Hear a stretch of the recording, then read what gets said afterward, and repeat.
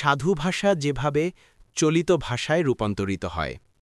প্রাচীন বাংলা ভাষার উদ্ভব হয় পাল শাসনামলে, আনুমানিক ৭৫০ খ্রিস্টাব্দে শুরু হয়ে প্রায় ১১৫০ খ্রিস্টাব্দ পর্যন্ত। এই সময়ই বাংলা ভাষায় বৌদ্ধ ধর্মের আধ্যাত্মিক ব্যাখ্যা প্রদান শুরু হয়, যার নাম চর্যাপদ। ১৭ শতকে সৈয়দ সুলতান, দৌলত কাজী ও আলাউলের মতো শ্রেষ্ঠ সাহিত্যিকদেরও আমরা পাই। তখন সাহিত্যচর্চা মূলত কবিতাতে করা হতো। রামমোহনের হাতেই গদ্য সাহিত্যের প্রচলন হয়। বিদ্যাসাগরই প্রথম ব্যক্তি যিনি সবচেয়ে বেশি বাংলা ভাষার সমস্যা নিয়ে ভেবেছেন। তিনি বাংলা ভাষার আমূল সংস্কার করে যুগের উপযোগী করে ভাষাটাকে দাঁড় করেন।